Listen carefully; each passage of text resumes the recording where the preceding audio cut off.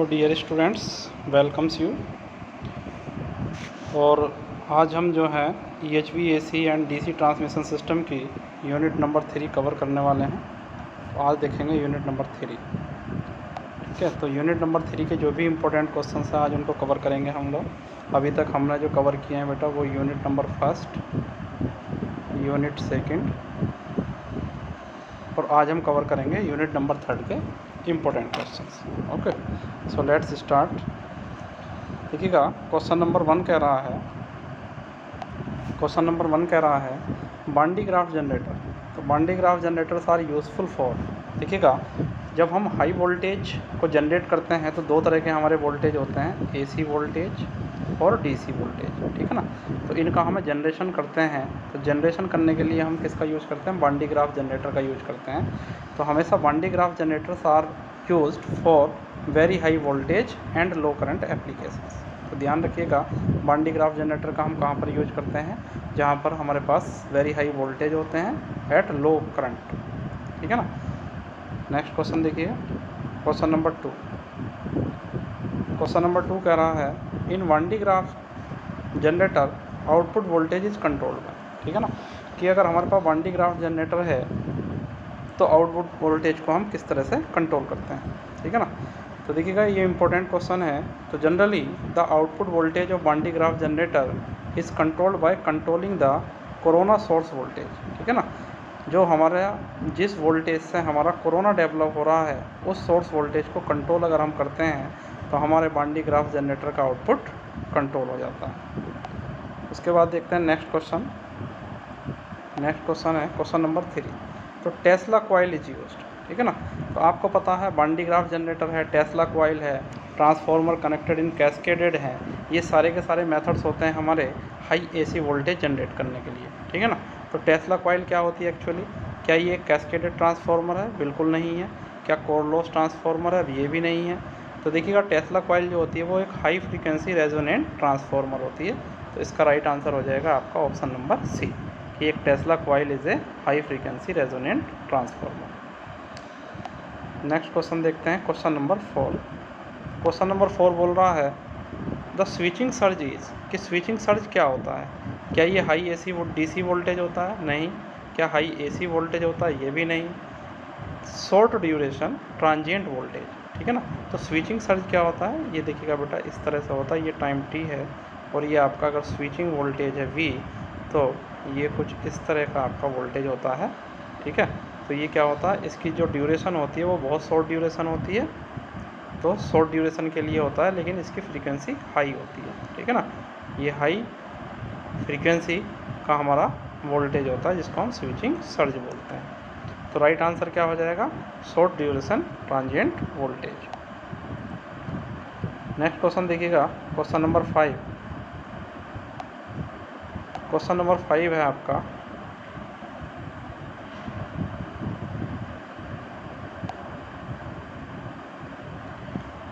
ए generating volt meter. है ना, generating volt metre is use to measure. ठीक है। तो जनरेटिंग वोल्टेज जो वोल्ट मीटर जो होता है उसको हम क्यों यूज करते हैं? क्या इम्पल्स वोल्टेज को मेजर करने के लिए यूज़ करते हैं, AC वोल्टेज को मेजर करने के लिए यूज़ करते हैं, या DC वोल्टेज को मेजर करने के लिए करते हैं? तो बेटा देखिएगा, हमारे पास दो तरह के वोल्टेज होंगे जो हाई वोल्टेज होंगे, AC वोल्टेज और दूसरा होगा आपका DC वोल्टेज। तो इनके मेथड आप एक बार देख लीजिए। ठीक है ना, कि कौन कौन से मेथड हैं जिनका हम मेजर करते हैं AC वोल्टेज को और दूसरा मेजर करते हैं DC वोल्टेज को। ये दोनों के दोनों क्या हैं? आपके हाई वोल्टेजेज। तो दो टॉपिक आपके इम्पोर्टेंट हैं, generation and measurement of high voltages. तो ये मेथड आप केवल बस याद रख लीजिए कि कौन कौन से मेथड हमारे यूज़ होते हैं जनरेशन के लिए, हाई वोल्टेज AC के लिए, हाई वोल्टेज DC के लिए, और कौन कौन से हमारे मेथड्स होते हैं हाई वोल्टेज AC मेजरमेंट के लिए और हाई वोल्टेज DC मेजरमेंट के लिए। तो इसका राइट आंसर होगा आपका C। तो ध्यान रखिएगा, जो जनरेटिंग वोल्ट मीटर आपका होता है वो क्या मेजर करता है? हाई DC वोल्टेज को मेजर करता है। नेक्स्ट क्वेश्चन देखिएगा, क्वेश्चन नंबर 6। क्वेश्चन नंबर 6 कह रहा है a series capacitance voltmeter can measure. तो देखिएगा वैसे भी आप ध्यान रख सकते हैं, चूँकि कैपेसिटेंस है और कैपेसिटेंस कैसा पैरामीटर होता है बेटा, ये होता है आपका DC, sorry this is AC, ये कैसा होता है आपका AC पैरामीटर, ठीक है ना। तो DC वोल्टेज को नहीं मेजर करता है, RMS वैल्यू वोल्टेज को नहीं मेजर करता है, ये किसको मेजर करता है, AC वोल्टेज को। तो इसका राइट आंसर हो जाएगा आपका AC वोल्टेज। नेक्स्ट क्वेश्चन देखते हैं, क्वेश्चन नंबर 7। क्वेश्चन नंबर 7 कह रहा है electrostatic volt meter can measure. तो आपने मेजरमेंट में ही बेटा पढ़ा होगा, जो इलेक्ट्रोस्टैटिक वोल्ट मीटर है that is generally use for the measurement of high AC voltage. जो बहुत हाई वोल्टेज होते हैं हमारे AC वोल्टेज, उनके लिए हम यूज़ करते हैं इलेक्ट्रोस्टैटिक वोल्ट मीटर। तो इसका राइट आंसर हो जाएगा AC वोल्टेज। नेक्स्ट क्वेश्चन देखिएगा, नेक्स्ट क्वेश्चन है आपका question number 8। Sphere gaps are use to measure. Sphere gap जो हम यूज करते हैं वो किसके लिए मेजर करने के करते हैं, देखिएगा जो हमारे स्फीयर गैप होते हैं उसको DC वोल्टेज भी मेजर कर सकते हैं, AC भी कर सकते हैं और इम्पल्स वोल्टेज भी मेजर कर सकते हैं। तो ध्यान रखिएगा sphere gap method is very very important because this can be use for the measurement of DC voltage, AC voltage and impulse voltage. तो इसका राइट आंसर हो जाएगा आपका D। नेक्स्ट क्वेश्चन देखते हैं, क्वेश्चन नंबर 9। क्वेश्चन नंबर 9 कह रहा है Hall generators are normally use to measure, ठीक है ना। होल जनरेटर किसके लिए यूज करते हैं हम, देखिएगा होल जनरेटर का यूज करते हैं हम यूनी डायरेक्शनल इम्पल्स करंट को मेजर करने के लिए, ठीक है ना। जो होल जनरेटर हमारे यूज़ होते हैं they are use to measure the unidirectional impulse current. तो ध्यान रखिएगा होल जनरेटर क्या मेजर करते हैं, आपके unidirectional impulse current. Next question देखिएगा, क्वेश्चन नंबर 10। वो कह रहा है to measure a high voltage of peak value about 150 kV the suitable sphere gap would be, ठीक है ना। तो जो स्फीयर गैप रखते हैं, स्फीयर गैप में क्या होता है बेटा, दो इलेक्ट्रोड आपके होते हैं लाइक दैट, ठीक है ना। ये इलेक्ट्रोड 1 होता है, ये इलेक्ट्रोड 2 होता है। तो दोनों इलेक्ट्रोड के बीच जो आपका स्पेस होता है उसको बोलते हैं गैप, ठीक है ना। तो अगर हमें 150 kV का वोल्टेज मेजर करना है तो ये गैप कितना रखना पड़ेगा, तो इसकी स्टैंडर्ड वैल्यू होता है बेटा 15 और 25 सेंटीमीटर, ठीक है, या 15 to 25 सेंटीमीटर के बीच ये गैप रखा जाता है। नेक्स्ट क्वेश्चन देखिएगा, question number 11। Cockcroft Walton circuit is used for, देखिएगा कोक्रॉफ्ट वाल्टन जो हम जनरेटर यूज करते हैं वो किसके लिए यूज करते हैं, for the generation of DC voltage, ठीक है ना। तो Cockcroft Walton circuit is used या Cockcroft Walton generator is used for the generation of DC voltage. तो राइट आंसर होगा आपका option number A. Next question देखते हैं, क्वेश्चन नंबर 12। क्वेश्चन नंबर 12 कह रहा है cascaded transformer is used for. तो देखिएगा वैसे भी वर्ड आ रहा है आपका ट्रांसफार्मर, और आपको ध्यान रखना चाहिए कि ट्रांसफार्मर किसके लिए यूज़ करते हैं, हम AC सप्लाई के लिए। तो DC का तो यहाँ कोई मतलब नहीं होता है। तो कैस्केडेड ट्रांसफार्मर इज यूज्ड, हम क्या करते हैं, a large number of transformers are connected in cascaded to generate a very high AC voltage. तो ध्यान रखिएगा cascaded transformer are use for the generation of very high AC voltage. तो इसका right answer हो जाएगा आपका ऑप्शन नंबर बी। नेक्स्ट देखिएगा question number 13। Question number 13 कह रहा है the first step of transformer impulse testing. देखिएगा जब हम ट्रांसफार्मर की इम्पल्स टेस्टिंग करते हैं तो पहला स्टेप क्या होता है, तो सबसे पहला स्टेप होता है to apply an impulse whose magnitude equals 0.75 times the BIL। अब देखिएगा BIL क्या होता है, ये होता है आपका basic impulse level, basic impulse level, basic impulse level कि किसी भी इक्विपमेंट का जिसका हम टेस्ट कर रहे हैं, ठीक है ना, जिसका हम टेस्ट कर रहे हैं उसका एक आपका basic impulse level BIL define होता है। तो जब भी हम ट्रांसफार्मर की इम्पल्स टेस्टिंग करते हैं तो हम कितना वोल्टेज देते हैं, एक इम्पल्स वोल्टेज देते हैं जिसका मैग्नीट्यूड कितना होना चाहिए, आपका बेसिक इम्पल्स लेवल से कम होना चाहिए, और वो कितना होना चाहिए, आपका लगभग 3/4 होना चाहिए, 3/4 ऑफ BIL। तो इसको ध्यान रखिएगा, राइट आंसर हो जाएगा आपका ए। नेक्स्ट क्वेश्चन देखते हैं, question number 14। Usually the impulse voltage is, तो इम्पल्स वोल्टेज कैसा होता है, देखिएगा मैंने पहले भी बताया था, ये इम्पल्स वोल्टेज इस तरह का आपका होता है, ठीक है। इसको हम वेव फ्रंट बोलते हैं और इसको हम वेव टेल बोलते हैं, अभी बाद में डिस्कस करेंगे। तो जो नेचर होता है आपका इम्पल्स वोल्टेज का वो होता है यूनी डायरेक्शनल। तो इसका नेचर कैसा रहेगा आपका, यूनी डायरेक्शनल। ध्यान रखिएगा ये क्वेश्चन बहुत इंपॉर्टेंट है एग्जाम पॉइंट ऑफ व्यू से, कि जो नेचर होता है इम्पल्स वोल्टेज का वो किस तरह का होता है। तो इसका नेचर होगा बेटा यूनी डायरेक्शनल। नेक्स्ट क्वेश्चन देखिएगा,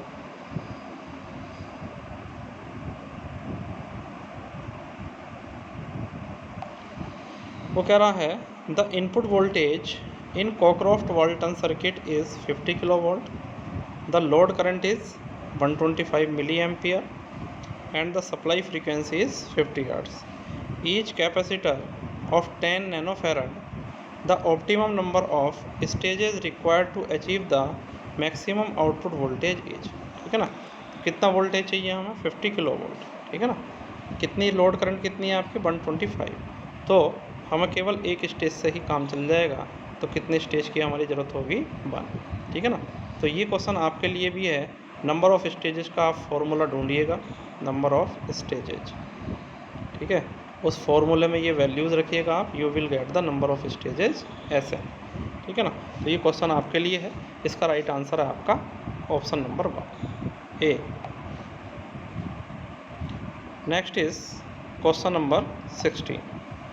क्वेश्चन नंबर 16 कह रहा है the standard shape of impulse wave as specified the American standard is 1.5 by 40 microsecond, the number 1.5 is.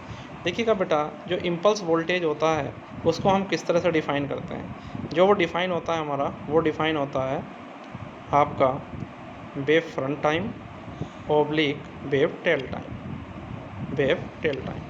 देखिएगा, अगर ये इम्पल्स है आपका, ये इम्पल्स वोल्टेज है ये, ठीक, तो ये कहलाता है आपका, यहाँ से यहाँ तक आपका कहलाता है, ये कहलाता है वेव फ्रंट टाइम TF। ये क्या कहलाता है आपका, वेव फ्रंट, वेव फ्रंट, और ये आपका कहलाता है wave tail, wave tail, wave tail. तो आप देख लीजिए, कंपैरिजन कर लीजिए, 1.5 क्या होगा आपका, वेव फ्रंट टाइम होगा, और 40 क्या होगा आपका, वेव टेल टाइम होगा, ठीक है। तो राइट आंसर क्या हो जाएगा इसका, ए हो जाएगा, that is wave front time. Next question देखिएगा, क्वेश्चन नंबर 17। क्वेश्चन नंबर 17 कह रहा है generally are avoided in construction of impulse measuring voltage dividers because they, ठीक है ना। तो जनरली हम देखिएगा, हमारे पास समझिएगा क्वेश्चन को, वोल्टेज डिवाइडर्स में जनरली हम किसको अवॉइड करते हैं, ठीक है ना। आपको पता है कि जो इम्पल्स वोल्टेज होते हैं, इम्पल्स वोल्टेज को किससे मेजर करते हैं, वोल्टेज डिवाइडर से। वोल्टेज डिवाइडर भी क्या होते हैं आपके, रेजिस्टेंस वोल्टेज डिवाइडर होते हैं, कैपेसिटेंस वोल्टेज डिवाइडर होते हैं। तो किसी भी वोल्टेज डिवाइडर में हम क्या इग्नोर करते हैं, ठीक है ना, या किस चीज़ को हम अवॉइड करते हैं। तो देखिएगा, कैपेसिटर्स को हम अवॉइड करते हैं, ध्यान रखिएगा, वोल्टेज डिवाइडर में किसको अवॉइड करते हैं, कैपेसिटर को। तो generally capacitors are avoided in construction of impulse measuring voltage dividers because they carry capacitive impedance, ठीक है ना। तो कैपेसिटर को क्यों अवॉइड करते हैं हम, क्योंकि वो क्या कैरी करते हैं, कैपेसिटिव इम्पीडेंस। तो इसका राइट आंसर हो जाएगा बेटा capacitors because they carry the capacitive impedance. Question number 18। Question number 18 कह रहा है the generating volt metre has a scale, कि जो जनरेटिंग वोल्ट मीटर हमारा होता है, ठीक है, जनरेटिंग वोल्ट मीटर जो होता है उसका स्केल कैसा होता है, तो उसका स्केल होता है आपका लीनियर। तो इसका राइट आंसर होगा आपका ऑप्शन नंबर ए।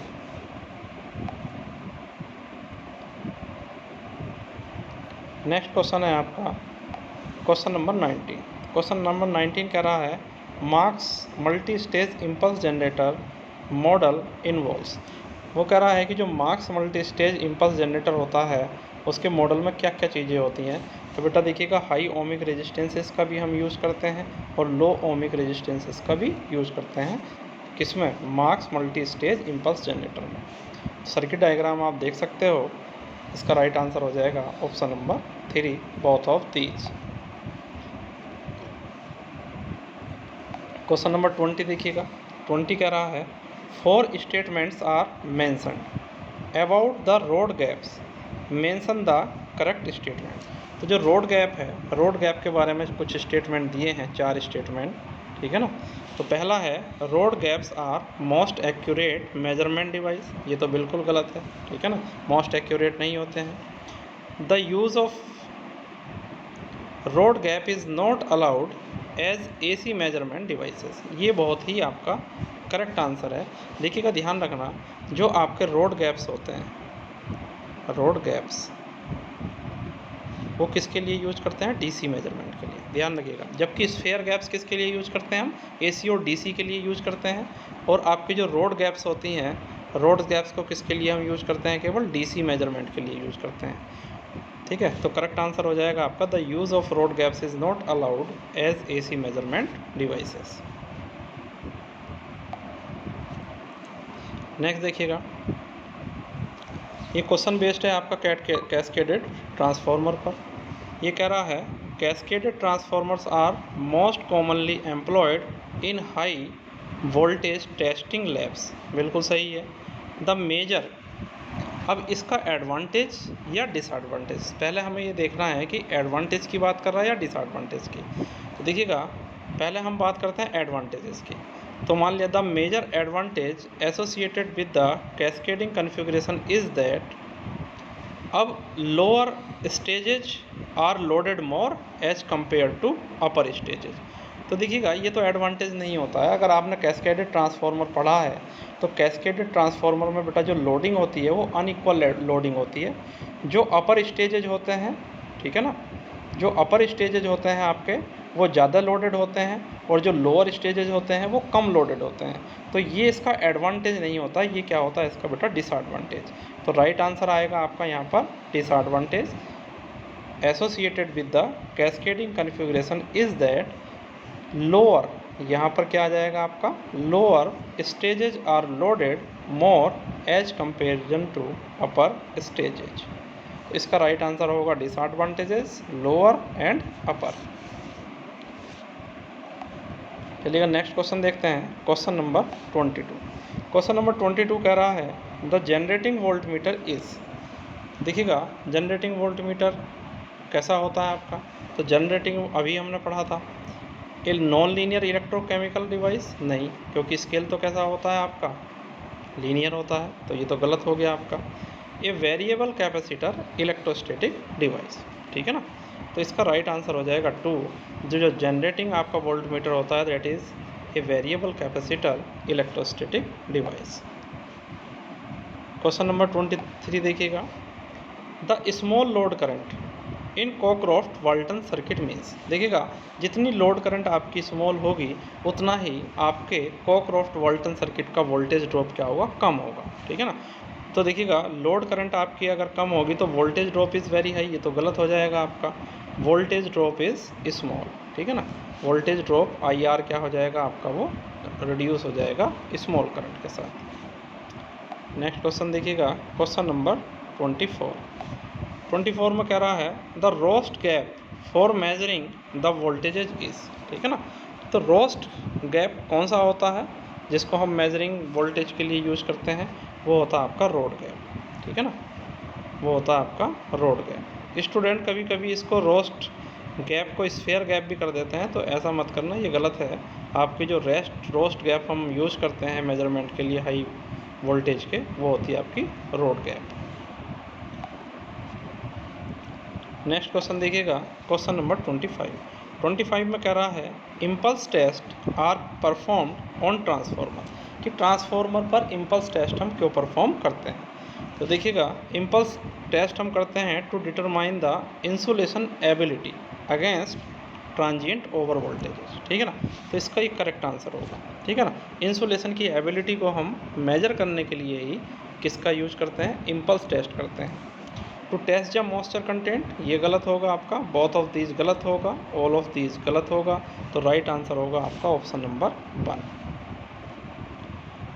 नेक्स्ट देखिएगा क्वेश्चन नंबर 26 कह रहा है the phenomena of corona takes place in case of alternating circuit. ठीक है, होती है। डायरेक्ट करंट्स इसमें भी होती है। तो थर्ड है आपका बोथ ऑफ दीज। ठीक है ना। तो देखिएगा कोरोना जो होती है बेटा आपका AC लाइन में भी होती है और आपकी DC लाइन, दोनों में आपकी कोरोना होती है। ठीक है, तो इसीलिए इसका राइट आंसर क्या हो जाएगा आपका ऑप्शन नंबर 3। क्वेश्चन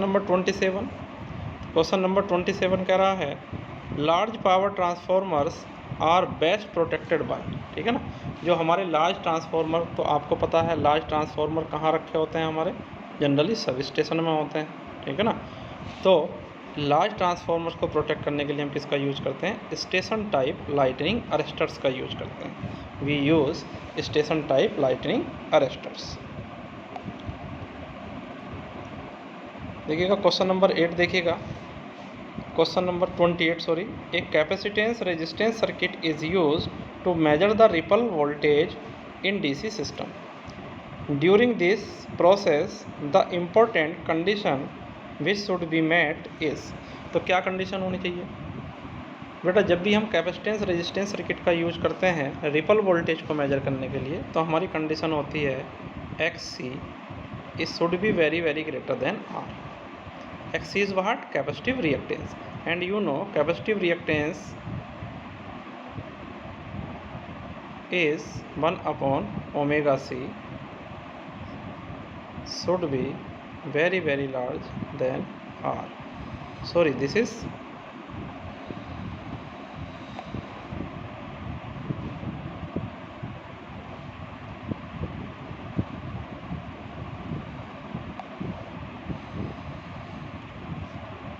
XC जो कैपेसिटिव रिएक्टेंस है that should be very very less than R.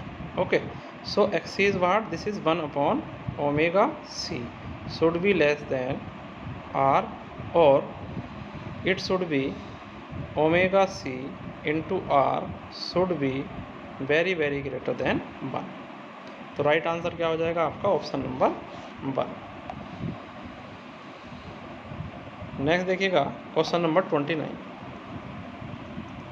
29 कह रहा है large size sphere gaps are install. तो इसको ध्यान रखना बेटा, स्फेयर गैप हमारे दो होते हैं, एक हमारे लार्ज साइज होते हैं लार्ज, और एक होते हैं हमारे स्मॉल। जब भी हमें लार्ज स्फेयर गैप को इंस्टॉल करना है तो होता है, तो कौन सा कन्फिग्रेशन हम चूज करते हैं, वर्टिकल।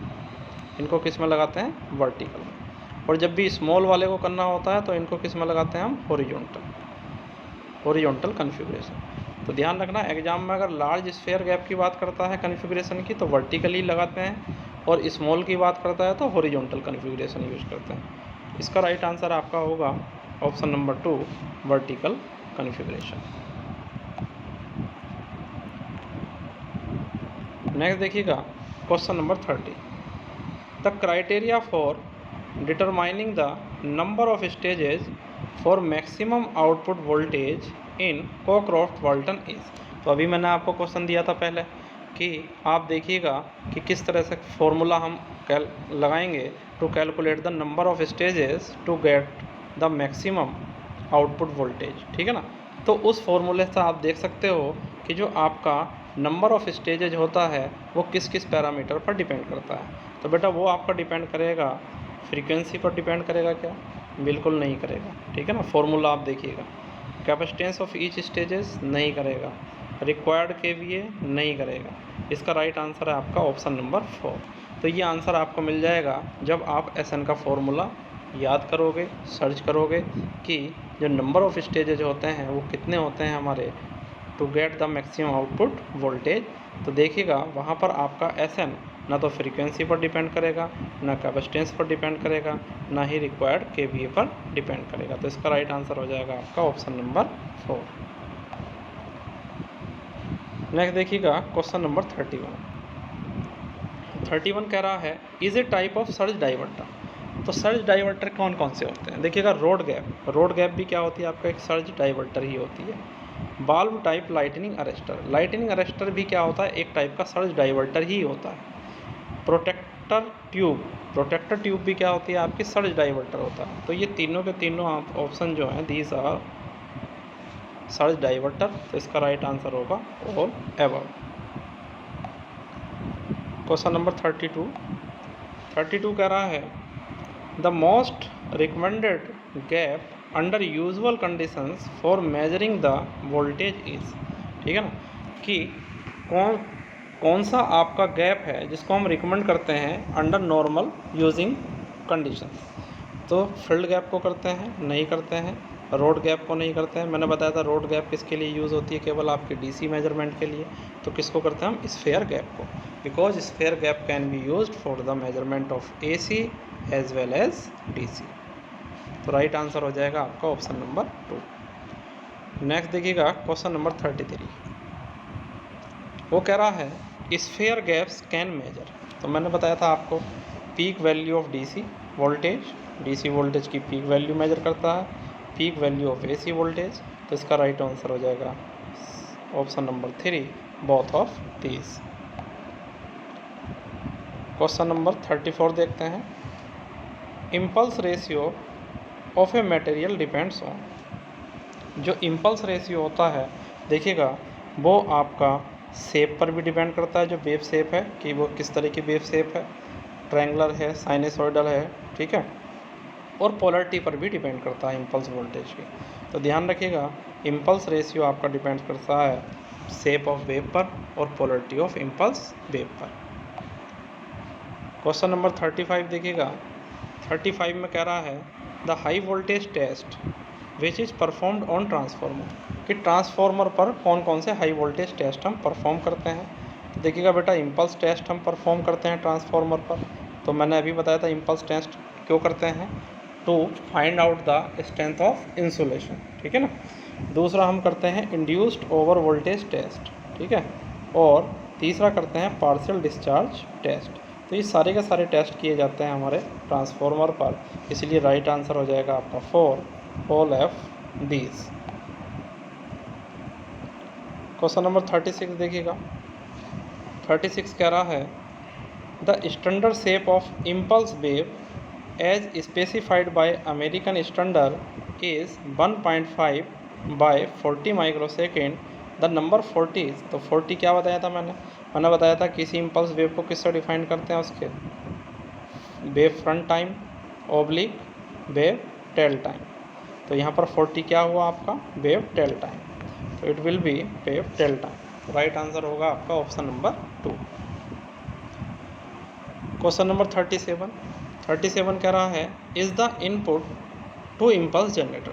जो हमारे इम्पल्स जनरेटर होता है, कोई सा भी इम्पल्स जनरेटर हो, उसकी इनपुट क्या होती है, हमेशा डीसी सप्लाई होती है, ठीक है ना। कैसा इनपुट होता है आपका, डीसी सप्लाई। तो इसका राइट आंसर क्या होगा आपका ऑप्शन नंबर 1, डीसी सप्लाई। उसके बाद देखते हैं क्वेश्चन नंबर 38। बेटा ज़्यादा एक्सप्लेनेशन मैं आप लोगों को नहीं दे सकता क्योंकि वीडियो काफ़ी लेंथी हो जाता है, ठीक है ना। तो थोड़ा सा आप लोग भी बुक वगैरह रेफ़र करना पढ़ने के लिए, ये आपकी प्रैक्टिस के लिए है question. The term wave front is associated with. तो वेव फ्रंट किससे एसोसिएटेड होता है, क्या साइन वेव से होता है। तो साइन वेव में तो ऐसा कोई नहीं होता। क्या ट्रायंगुलर वेव में होता है, बिल्कुल नहीं होता है। स्क्वायर वेव में होता है, नहीं होता है। किस में होता है, इम्पल्स में होता है। बार बार मैं बनाता हूँ, ये आपका इम्पल्स। तो इम्पल्स में आपका ये वेव फ्रंट होता है और ये आपका वेव टेल होता है। नेक्स्ट देखिएगा क्वेश्चन नंबर 39। तो 39 कह रहा है the term wave front time represents the time taken to. Means सीधी सीधी ये बात कर रहा है किसकी, definition of wave front time. तो definition of wave front time होती है it is the time required to reach from 0 to its maximum peak value, ठीक है ना। 0 से पीक वैल्यू तक पहुंचने में इसको जितना टाइम लगता है उसी को क्या बोलते हैं हम, वेव फ्रंट टाइम। तो इसका राइट आंसर होगा आपका ऑप्शन नंबर 1। क्वेश्चन नंबर 40 देखिएगा। क्वेश्चन नंबर 40 कह रहा है इज़ वाइडली यूज्ड और employed for measuring high voltages. High voltage को मेजर करने के लिए उसने ये नहीं कहा कि एसी वोल्टेज को या डीसी वोल्टेज को, ठीक है ना। तो जनरली किसका यूज करते हैं हम, ना तो फील्ड गैप का, क्योंकि फील्ड गैप तो किसके लिए यूज़ होती है, डीसी के लिए यूज़ होती है। रोड गैप तो जनरली किसका यूज़ करते हैं हम, स्फेयर गैप का। तो राइट आंसर क्या होगा आपका ऑप्शन नंबर 2। नेक्स्ट क्वेश्चन देखिएगा, question number 41। While installing sphere gaps smaller sphere gaps are installed in. तो मैंने कहा था कि जो लार्जर स्फेयर गैप्स होते हैं they are installed in vertical configuration and smaller sphere gaps are installed in horizontal configuration. तो इसका राइट आंसर क्या होगा? Option number 1, horizontal configuration.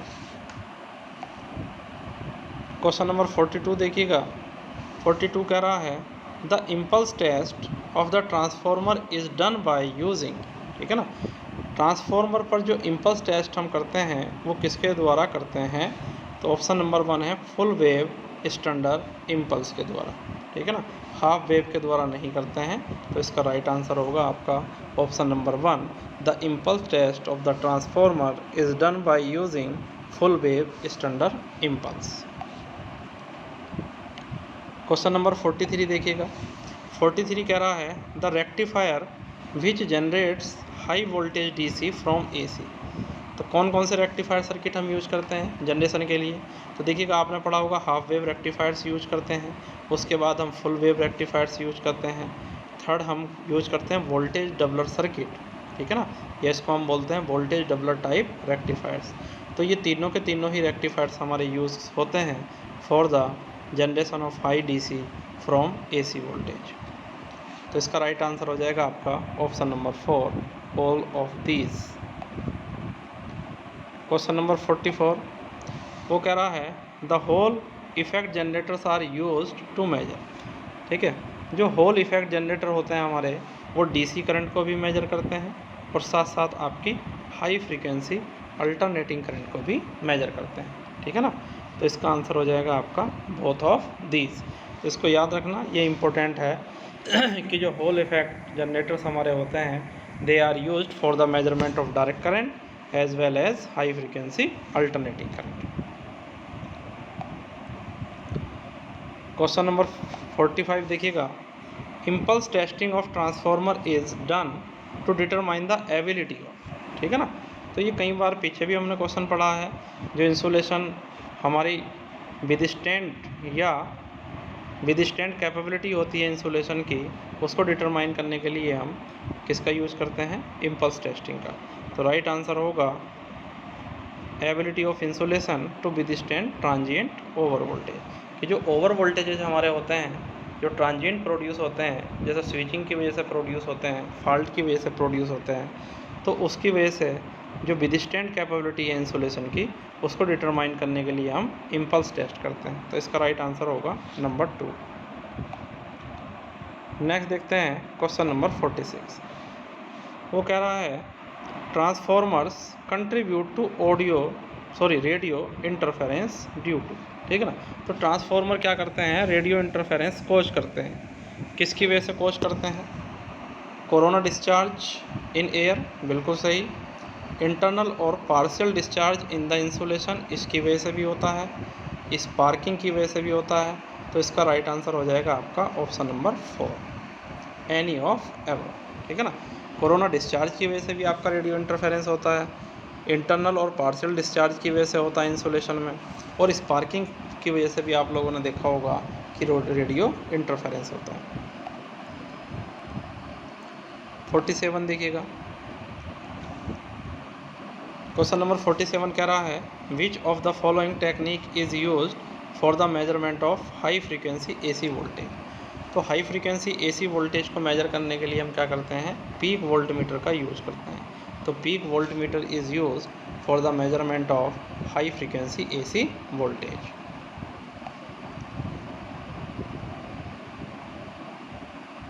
Question number 48 which of the following method और techniques is used for the measurement of high DC voltage, ठीक है ना। तो ध्यान रखिएगा, अभी पीछे हमने देखा था high AC voltage, high frequency AC voltage को मेजर करने के लिए किसका यूज़ करते हैं? पीक वोल्ट मीटर का। और हाई डीसी वोल्टेज को मेजर करने के लिए किसका यूज़ करते हैं? जनरेटिंग वोल्ट मीटर का। तो इसका राइट आंसर होगा आपका जनरेटिंग वोल्ट मीटर। इलेक्ट्रोस्टैटिक नहीं होगा, क्योंकि इलेक्ट्रोस्टैटिक हम यूज़ करते हैं low frequency high AC voltage के मेजर के लिए, और पीक वोल्ट मीटर का हम यूज़ करते हैं high frequency AC voltage measure करने के लिए। तो इसका राइट आंसर होगा आपका ऑप्शन नंबर 1। उसके बाद देखते हैं क्वेश्चन नंबर 49 कह रहा है all of the following methods और techniques can be use to measure the high AC voltage accept.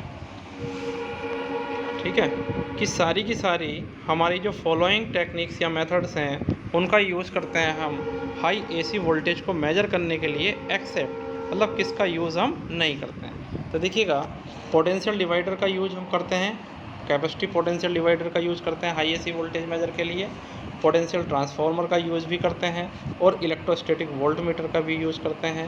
जबकि होल इफेक्ट जनरेटर्स जो होते हैं हमारे, इनका यूज़ किसके लिए करते हैं, DC या हाई फ्रीक्वेंसी AC करंट को मेजर करने के लिए, ये करंट को मेजर करने के लिए यूज करते हैं। तो इसका राइट आंसर हो जाएगा आपका ऑप्शन नंबर 4। क्वेश्चन नंबर 50 देखिएगा।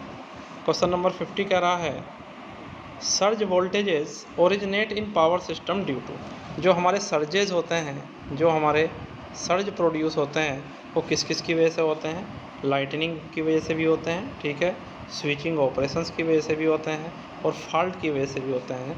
तो इसका राइट आंसर होगा आपका ऑप्शन नंबर 4। क्वेश्चन नंबर 51 कह रहा है impulse voltages are characterised bye, ठीक है ना। तो इम्पल्स वोल्टेज को हम किस तरह से करेक्टराइज करते हैं, किन पैरामीटर से करेक्टराइज करते हैं। तो पहला है पोलरिटी, बिल्कुल सही, पोलरिटी से भी करेक्टराइज करते हैं, पीक वैल्यू से करेक्टराइज करते हैं and time of half of the peak value से भी इसको करेक्टराइज करते हैं। तो इसका राइट आंसर होगा आपका option number 4, all of these. Next question है आपका question number 52, the ratio of voltage drop for an 8 stage to 4 stage Cockcroft Walton circuit approximately. तो ध्यान रखिएगा, जैसे जैसे क्या होता है कोक्रॉफ्ट वाल्टन सर्किट में हम नंबर ऑफ़ स्टेजेज बढ़ाते चले जाते हैं तो हमारे अपर स्टेजेस की लोडिंग बढ़नी शुरू हो जाती है, ठीक है ना। यानी वोल्टेज ड्रॉप क्या होता है, हमारा बढ़ना शुरू हो जाता है, ठीक है। तो रेशियो पूछ रहा है वोल्टेज ड्रॉप का। तो देखिएगा फॉर्मूला होता है, जो हमारा वोल्टेज ड्रॉप होता है VD, that is inversely proportional to number of stages to the power Q। याद रखिएगा इसको। तो देखिएगा इसको हम लिख सकते हैं VD1 upon VD2 is equal to SN2 upon SN1 to the whole cube. तो नंबर ऑफ स्टेजेस कितने हैं आपके पास, नंबर ऑफ स्टेजेस SN1 कितना है, 4 स्टेजेज है, और SN2 कितना है, 8। तो 8 upon 4 to the whole cube, 4 2 जा 8 और 2 3 जा to the power 3 is equal to 8, ठीक है। The ratio of voltage drop and 8, तो कितना आया VD1 upon VD2 is equal to 8। So right answer होगा आपका option number 3। So dear student,